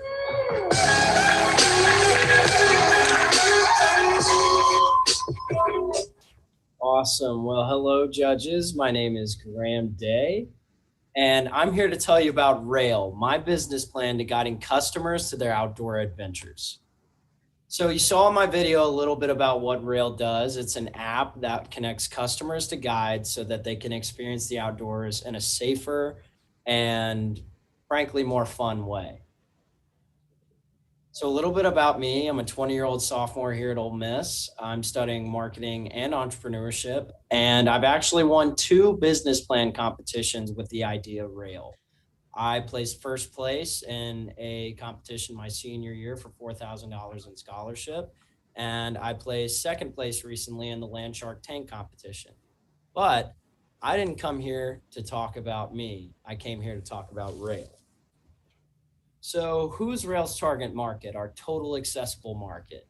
Well, we want to market to outdoor enthusiasts a lot in our first year. 18 to 42 years old is commonly what people participate in those activities. And as you can see, outdoor activities accounted for 2.1% of the national GDP in 2019. Rail's target market accounts for over $12 billion of that market. So what is the Rail business model? Well, it's an app that the customer would download off the App Store. Then they would sign up. They would sign a waiver, taking the liability off of Rail and off of the guides and putting it on themselves. And we plan on developing this app with Armia Systems Incorporated, a proven app developer out of Chicago. So a little bit about the money, the important stuff, the expense projections for our first year. We have the app development fee, and then the app maintenance fee, and then a bunch of other miscellaneous expenses. That all totals up to about $33,000 in expenses. Our revenue projections, so the average guided trip is about $250. Rail plans on taking 20% of every excursion done through the app. So the average earnings per trip is about $50.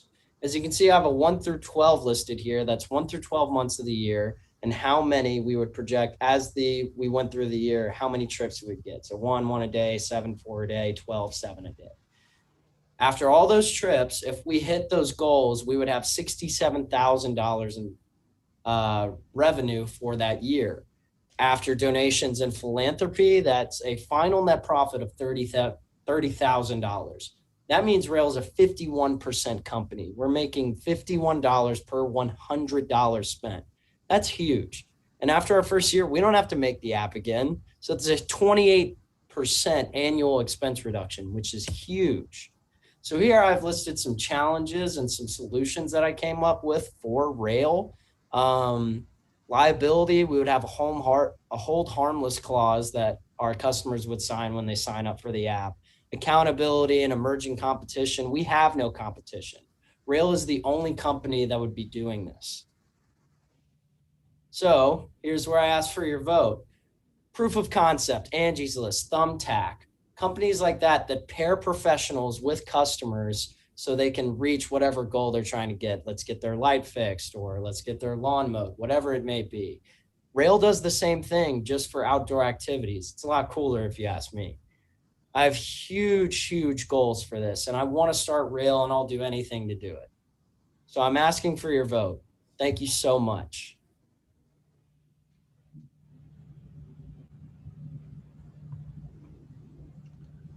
All right, judges, please jump in. And also grab yourself on mute.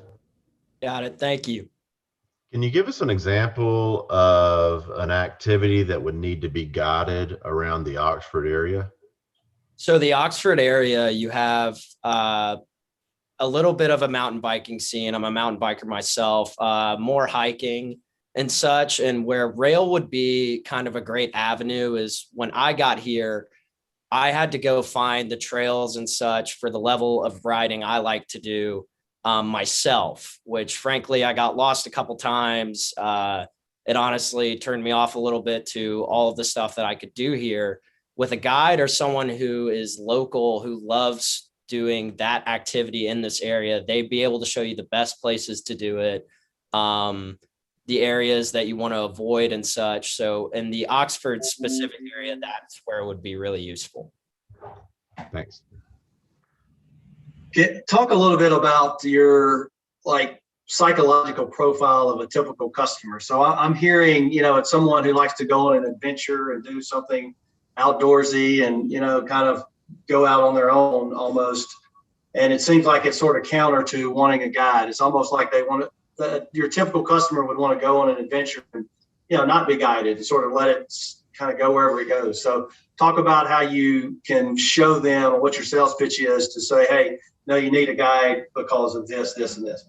So I actually have a personal story on that note. I've been mountain biking for about 8 years.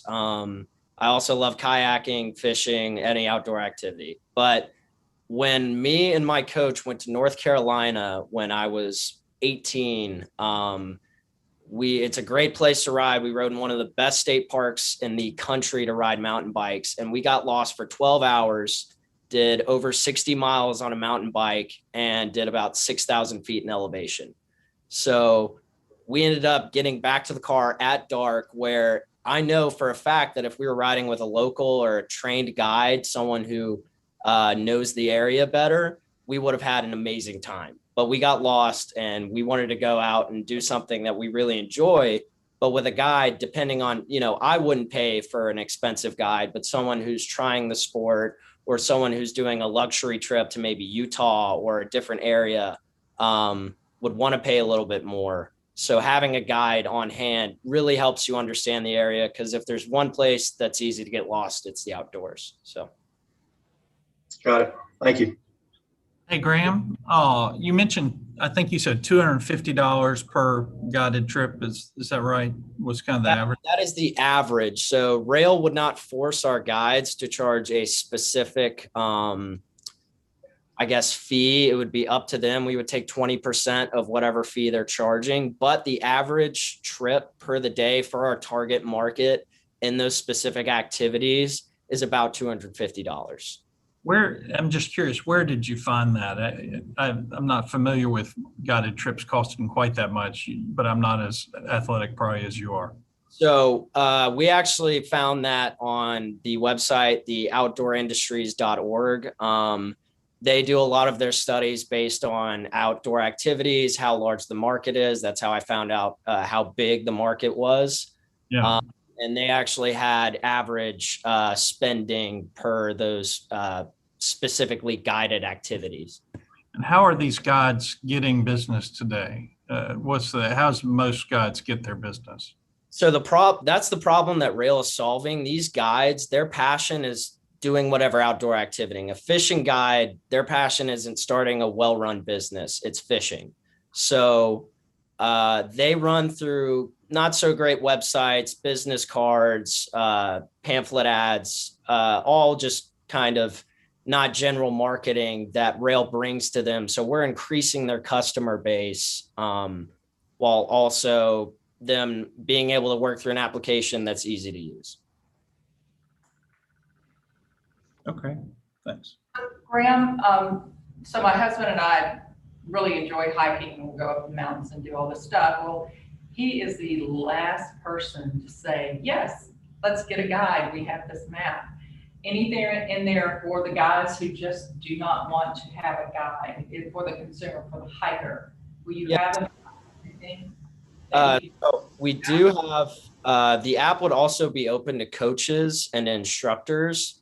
So I know for a fact, I competitively race mountain bikes, and for guiding, specifically, if I figured I know how to read a map, at least I thought I did. But for people who don't want guides, maybe they want to get better at their doing or learn more about it. Specifically for hiking, I was thinking more of a market of families and people who want to go enjoy something in a safer zone. And hikers, they don't really need guides nearly as much as, say, a mountain biker or a kayaker would, or a fisher. But we also have that open door of instructors and such who can teach it instead of showing it. Did you say in your presentation how you're going to advertise your service to guides and then to consumers? I did not say it because I was trying to keep within that 5-minute mark, but we would advertise through, obviously, to guides, mostly meeting in person, meeting specifically the guides who are already in the business our first year.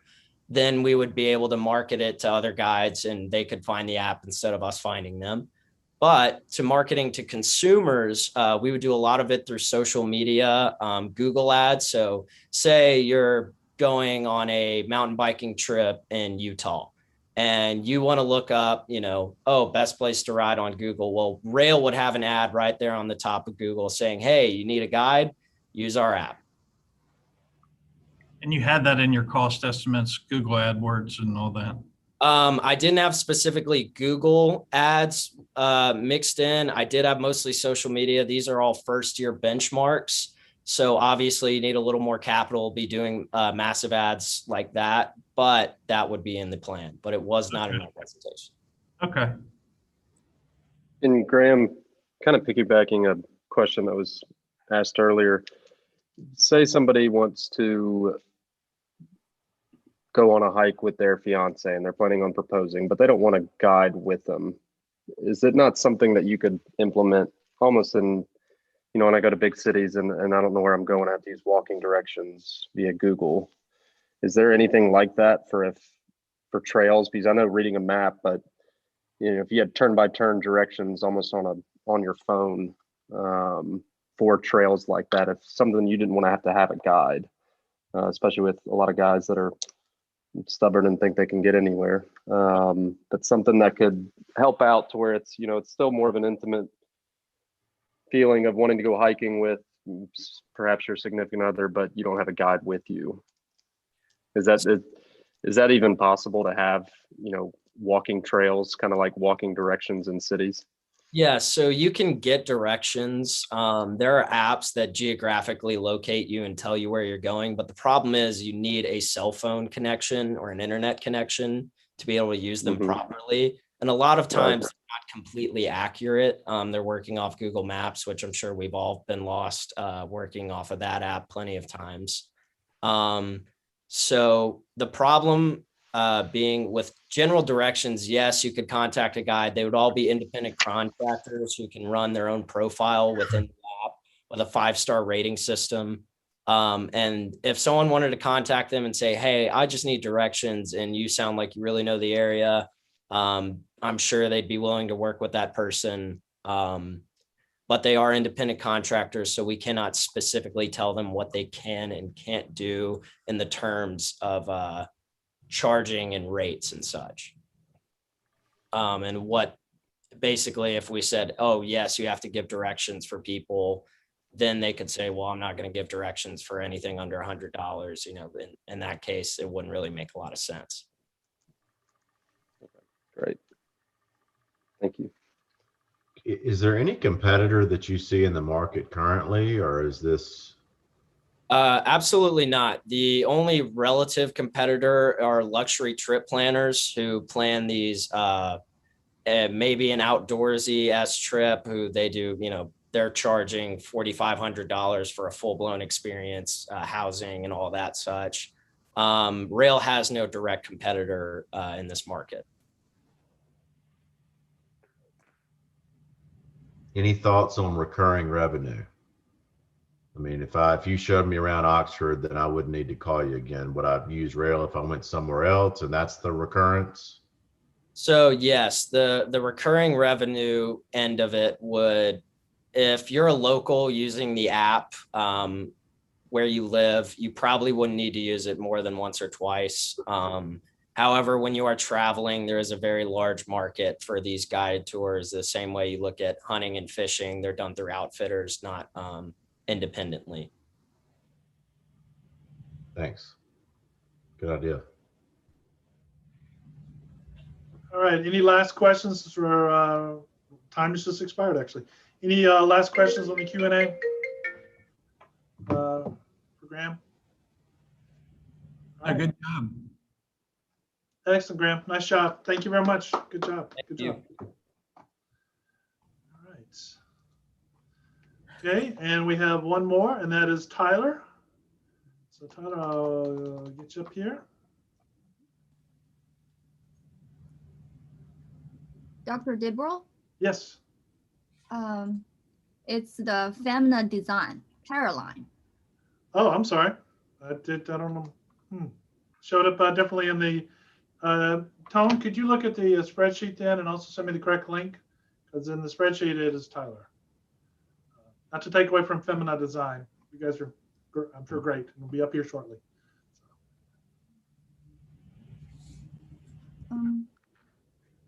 I see you in the sheet. There. Would you mind refreshing? Yeah, I will. Or do you want me to send you the link? No, you're good. I can refresh. We'll spotlight them first. Mm-hmm.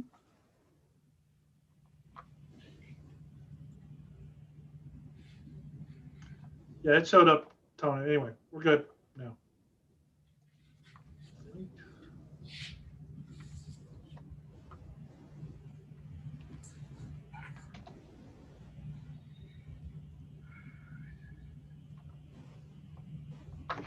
All right, cool.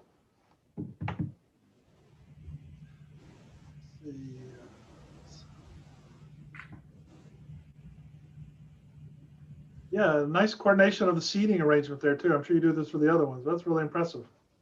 That's nice. You planned this out. Well done. Well done. Well done. All right. How about judges? Stephen and Ab? Good? All right. Very good. Yep. Excellent. All right. We'll get started then. Let me share the screen and we will start with our last presenters. Femina Design.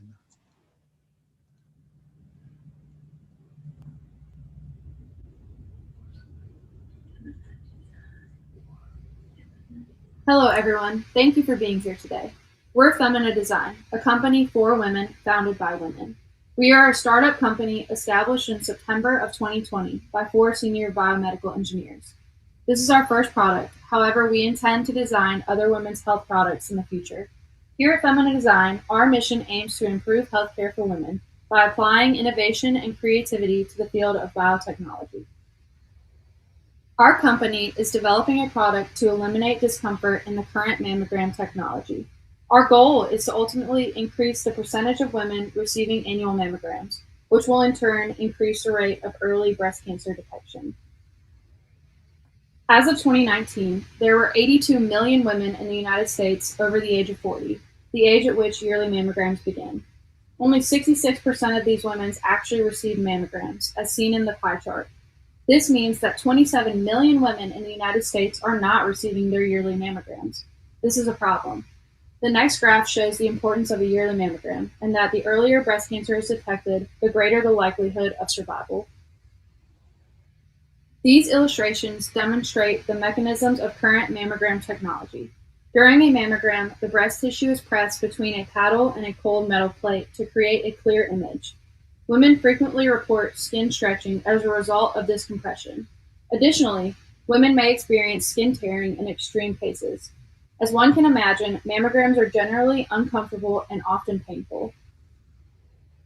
Here are some testimonials from women in the Oxford community. Overall, women reported discomfort, a cold to the touch surface, pain and tenderness, and fear when asked about their experiences during a mammogram.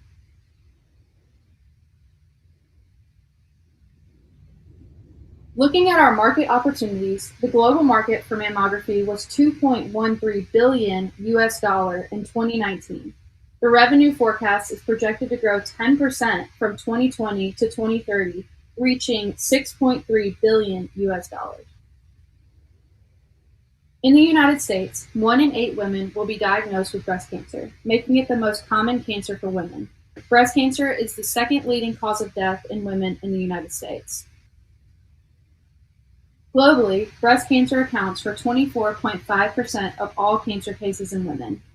Taking the market size into consideration, our team believes there is a large potential for growth within this market.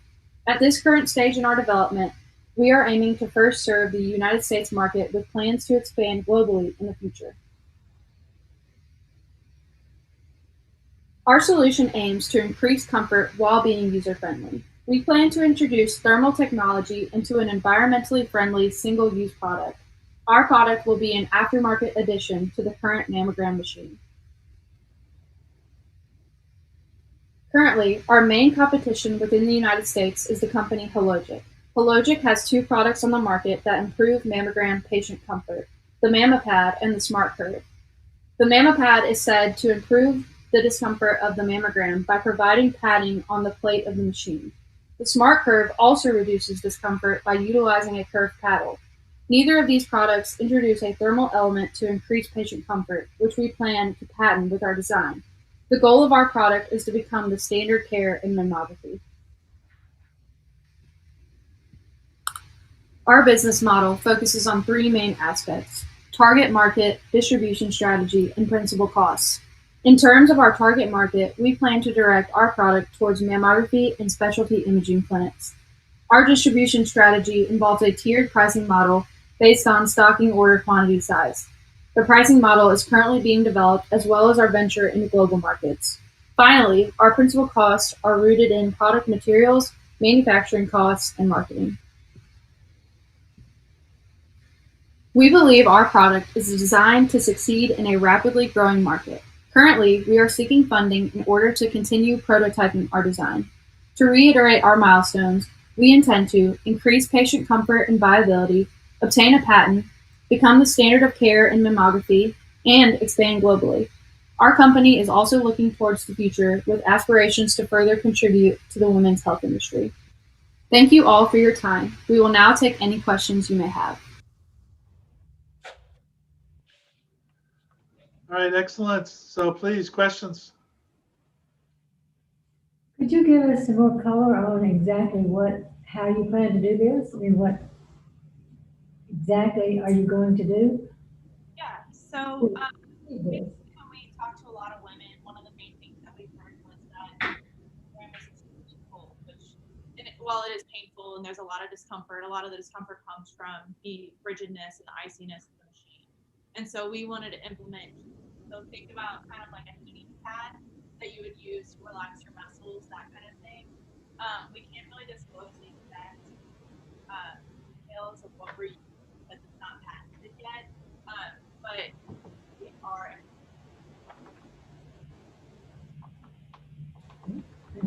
We could not hear you. I'm sorry. Yeah, your mic is down for some reason. So if you can just try it again, just do a test for us real quick.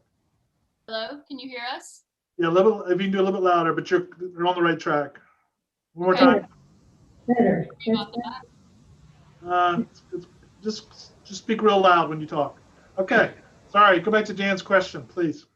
I'm sorry. Okay, to re-answer the question, so basically, we're going to be implementing to promote comfort because a lot of women, what they complain about is how cold and icy the machine is. There is a lot of, skin stretching and, an uncomfortable washing, which is the best word I can come up with for it. And so by using heat, it increases comfort. We can't really disclose the exact details of what we're using to create the heat because it's not patented yet, but that's the main idea. So it'll essentially be, it's going to be a padded, like Maddie had mentioned earlier, almost like a heating pad on the machine that's single use. So it will be taken off the machine after the mammogram is done. There will be no need for sterilization because that'll already be thrown in the trash or disposed of properly. And so what we just really want to do is we want to increase patient comfort to therefore increase patient viability of women getting their mammograms.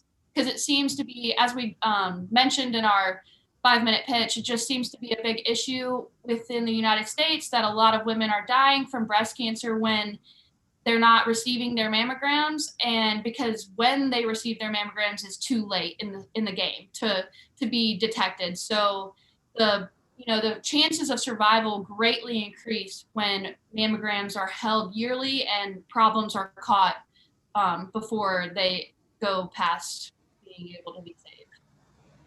Have you developed a prototype, and is there any data on how much the cost of a prototype or one heated pad, for lack of a better term, would cost? And then do insurance companies provide for these add-on comfort services, or is this basically something a concierge doctor would provide, or you could bring yourself if you wanted to? So currently we're in prototyping, but we only have CAD drawings of our device. They have been looked over by a professional engineer, however. In terms of cost per pad, we're looking at about $10 to $15 just because the chemicals that we will be using aren't expensive. And to answer your second question, this will be provided by the clinics that the women are going to. And also, we're still in the stages of determining whether we want to be a company that strictly sells our ideas, because a lot of biomedical engineers nowadays are creating ideas and then selling them to larger companies. And this is a good market. That could be something that we potentially go into, and we just generate ideas and then sell them. And so that the companies do the manufacturing, they do the distribution, and from there it's on them. So if it costs, did you say 10 to 15 bucks? I was having a hard time hearing. Is that right? So what would you charge for it? 25 or $30 or what? Exactly, yes. Okay. And then what is the reimbursement for a mammogram? You know, like how much does the facility or doctor get paid when they? We don't have the numbers on that. That's not something that we've looked into, but it is something that we will look into in the future. We Okay. really wanted to get our idea prototyped and get it into a couple of probably like had it was mentioned earlier in one of the questions, would this be more to specialty clinics? And at first that's where we were, going because it is kind of a luxury item, but also at the same time, when your clinic has something that distinguishes you from another clinic, it can help drive women to your clinic. So we can offer you a better mammogram and then more women will start coming to that clinic. Okay. Yeah, I was just thinking about not so much as a luxury, but $20 to $30. I don't know what the reimbursement is. They're increasing costs, but yet they're not getting paid anymore. But if it's concierge, that's different. I can see where that'd be very helpful or a way to differentiate. I was just trying to think about the pricing. Thanks. So this is a one-time use disposable item. Yes. It sounds like, I don't want you to disclose anything proprietary, but it sounds like you do the heating chemically. Are there any compatibility issues with the rest of the testing or the rest of the apparatus with any of these chemicals that you may be using? No. All the chemicals are disposable, safe. You could dump them down the sink if you wanted to. And there's no interference with any x-ray imaging with the mammogram. So it's completely fine. There will be no interference in any imaging. Got it. Okay. How long do you think it will take to have really I guess is the patent the constraint here on the timeline? How long do you think it'll take to get that? And then what's the next step? We were told like 1 to 2 years for the patent, but then when we were presenting in the last round, she was like, always double it, just because you never know what's going to happen. Things move slow. It's kind of like construction. They say 6 months and it ends up being a year kind of thing. That's not true. That's not true. I'm in construction. I'm just kidding. No, he's in construction. I'm just giving you a hard time. Sorry. Well, but you can have a patent pending, right, and go into production and still be protected for that. Yes. So let's say you have that initiated, you have a patent pending. What is your timeline for actually having a product that you think you could sell? So we've actually already, like Abby had said earlier, we already have some CAD sketches of our device. So once we would have patent pending in place, we would just go straight into, to the development of the actual product. And I don't think it would take more than we played around with the materials because the materials, like I ordered it on Amazon and I was able to make it in my own home. And so we've made kind of a really rough prototype. And so, I mean, we have that as a base. I wouldn't, sell it to anybody. It's very, very rough, but we know kind of what will go into it. I would also say that like one of our key points is making this as simple as possible. So when we do get to that production stage, it won't take long to make. And just from surveying women across the Oxford community, heat was one of the things a lot of the women brought up. And so we wanted to be customer driven because if we're going to sell our product to clinics, we need to have their clinic be distinguished, like I said earlier. So it needs to be something that the customers actually want and feel like they're going to benefit from.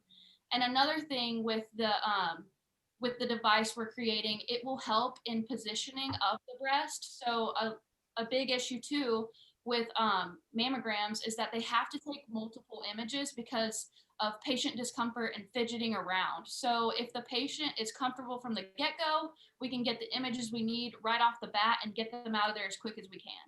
So that's a big thing as well. Got it. Thank you.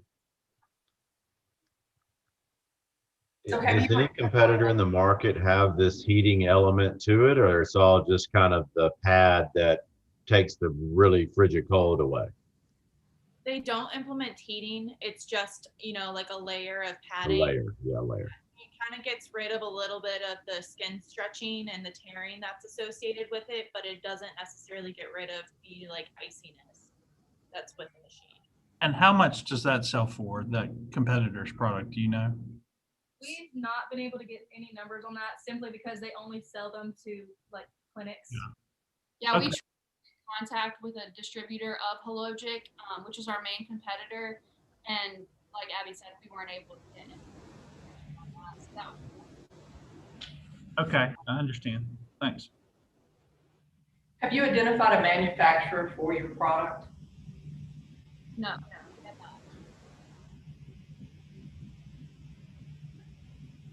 And you would sell these to clinics through boxes of dozen, 10, 20, 50, 100, or Probably 100 is about the standard. I was able to find that information on Hologic. They sell in about 100, pads per box.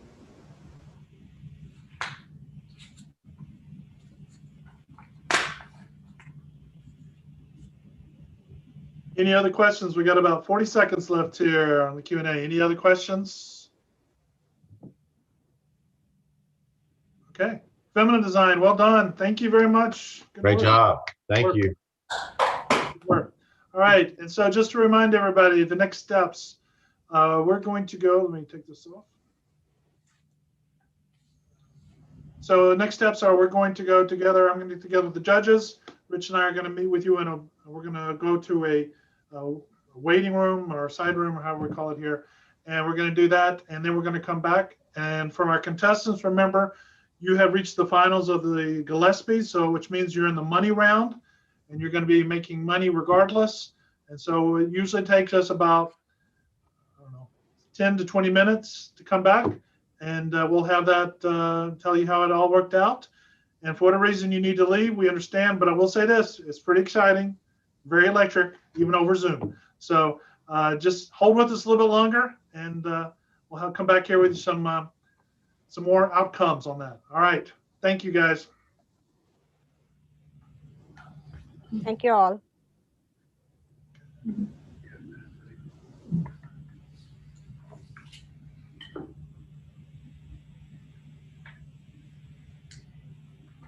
So Dr. Dibral, we can leave and then come back, or you're going to put us in the break room? I think you can leave and come back, I believe. Is that right, okay. Tone? You know this better than I do.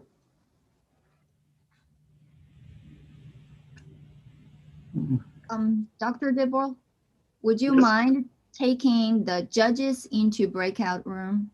I will, and I think you may actually have to do that since I'm a co-host, because I cannot seem to create a breakout room. Let me see.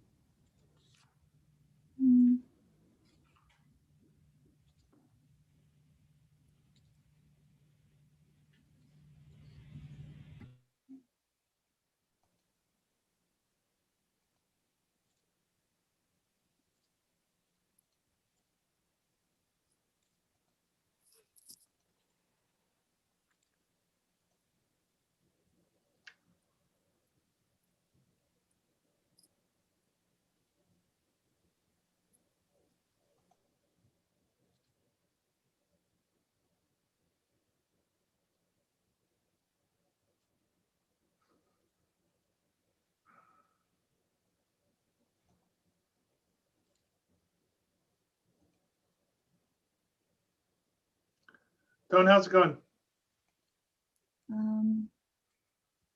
I created one, but doesn't seem to work.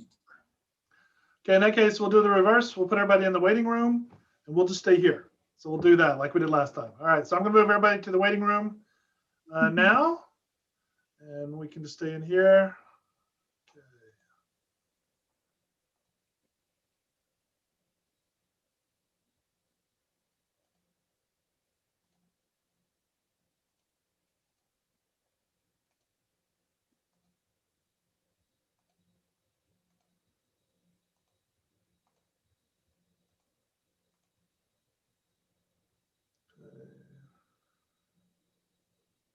I think that's just us now.